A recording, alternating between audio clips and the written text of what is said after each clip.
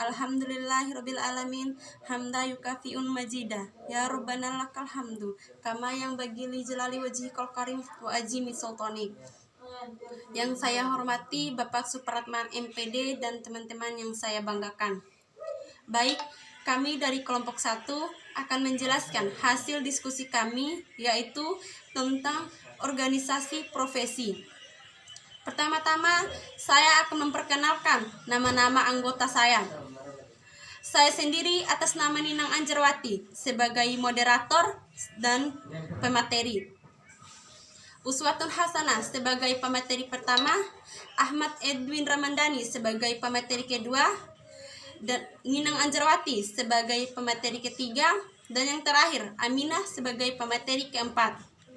Kepada pemateri saya persilahkan.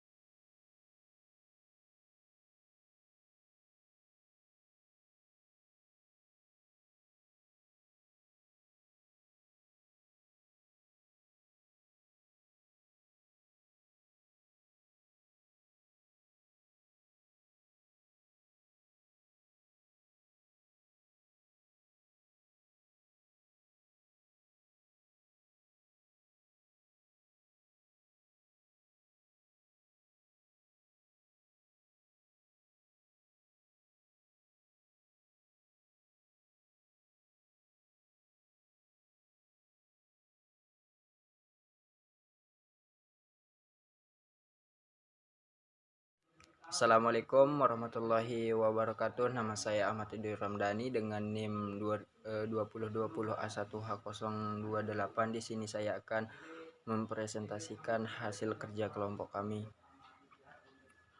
Tujuan organisasi profesi. Adapun tujuan organisasi profesi antara lain: 1. Meningkatkan dan mengembangkan karir anggota. Hal itu merupakan upaya organisasi dalam bidang mengembangkan karir anggota sesuai bidang pekerjaannya.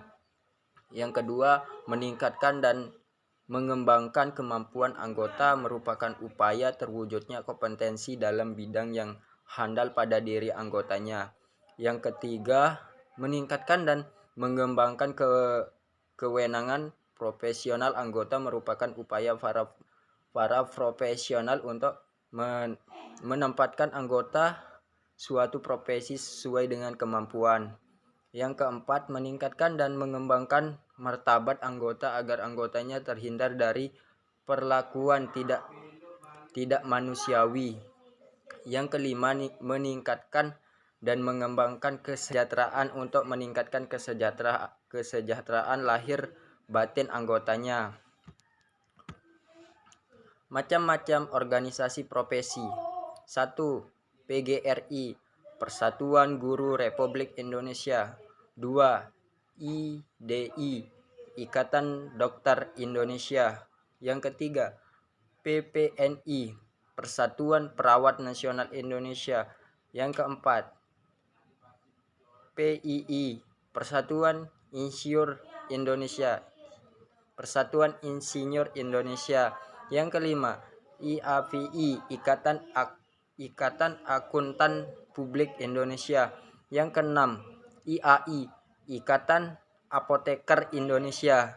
Yang ketujuh, IAII, Ikatan Ahli Informatika Indonesia. Yang keenam, IBI, Ikatan Bidang Indonesia. Yang kesembilan, IDGI, Ikatan Dokter Gigi Indonesia. Yang kesepuluh, IDRI, Ikatan Dosen Republik Indonesia. Peran organisasi profesi. Organisasi profesi pada umumnya berpegang pada apa yang disebut profesi, yaitu satu, ikatan serta mengembangkan ilmu dan teknologi profesi. Dua, meningkatkan mutu pelayanan kepada sasaran layan. Dan tiga, menjaga kode etik profesi. Permasalahan pokok yang dihadapi profesi guru dan juga organisasi guru masa sekarang ini adalah sebagai berikut. 1. Penjabaran yang opsional tentang ketentuan yang tersurat dalam peraturan yang berlaku. 2. Peningkatkan unjuk kerja guru melalui perbaikan program pendidik guru yang lebih terarah.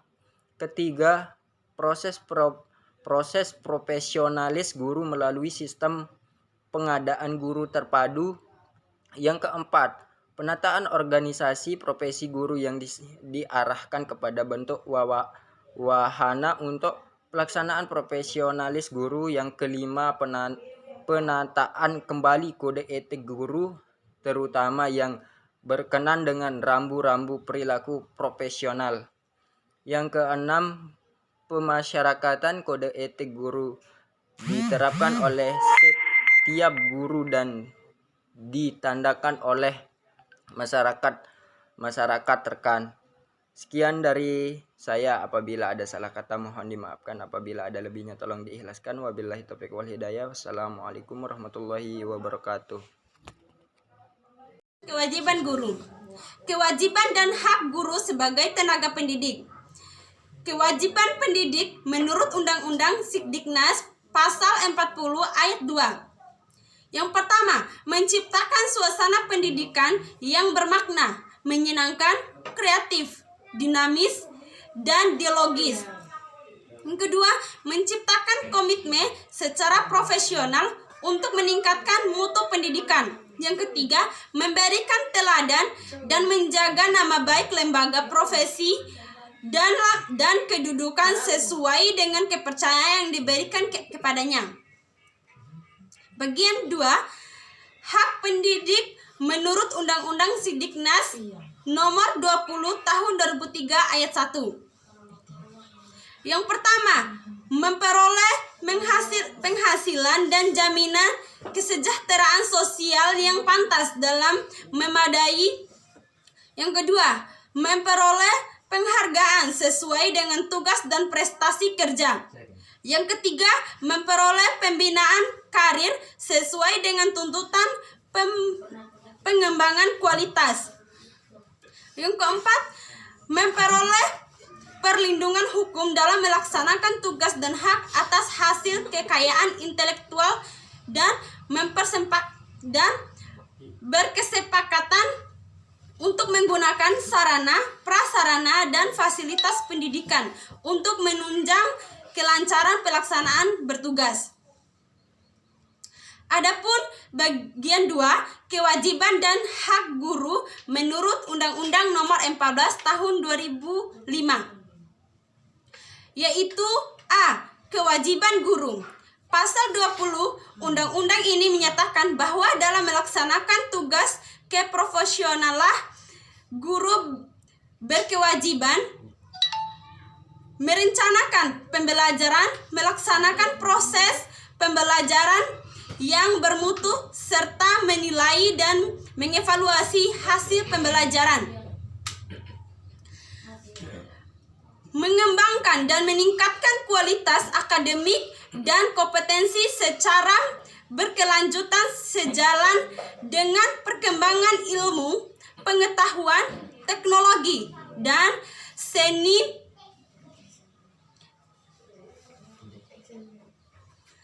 Bagian C, bertindak objektif dan tidak diskriminatif atas dasar pertimbangan jenis kelamin, agama, suku, ras, kondisi fisik tertentu, atau latar belakang keluarga dan status sosial ekonomi peserta didik dalam pembelajaran. Menjunjung tinggi peraturan, perundang-undang, hukum, dan kode etik guru, serta nilai agama dan etika. Memperoleh dan memanfaatkan sarana dan prasarana pembelajaran untuk menunjang kelancaran tugas keprofesionalan.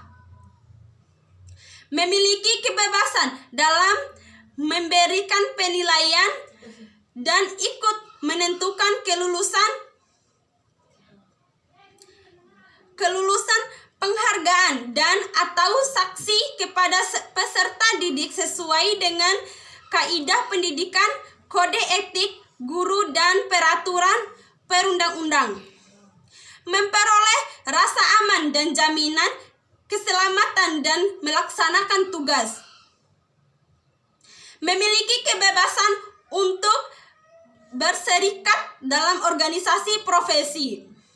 Memiliki kesepakatan untuk berperan dalam menentukan kebijakan pendidikan.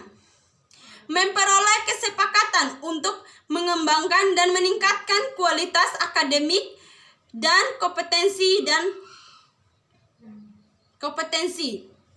Mungkin sampai di sini saja yang dapat saya jelaskan. Lebih dan kurangnya saya mohon maaf. Wabillahi taufiq wal hidayah. Wassalamualaikum warahmatullahi wabarakatuh. Bismillahirrahmanirrahim. Assalamualaikum warahmatullahi wabarakatuh. Perkenalkan, nama saya Aminah, NIM 2020 A1H032. Di sini saya akan membawa materi selanjutnya. Fungsi organisasi profesi. 1. Fungsi persatuan, yaitu dorongan yang menggerakkan para profesional untuk membentuk suatu organisasi keprofesian. Motif tersebut begitu bervariasi. Ada yang bersifat sosial, politik, ekonomi, kultural, dan falsafat tentang sistem nilai. 2. Fungsi peningkatan kemampuan profesional. Fungsi kedua dari organisasi kependidikan adalah peningkatan kemampuan profesional.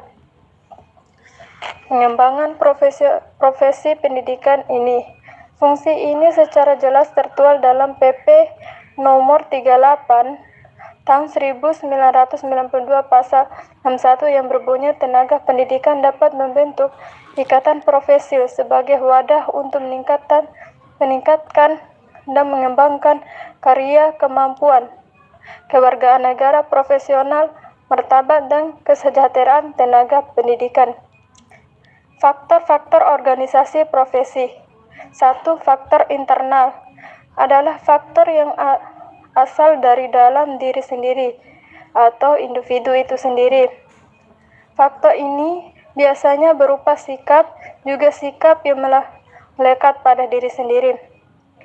2. Faktor eksternal adalah faktor yang asal dari luar diri sendiri atau individu. Faktor ini meliputi lingkungan di sekitar termasuk orang-orang terdekat. Demikian dari saya. Wassalamualaikum warahmatullahi wabarakatuh.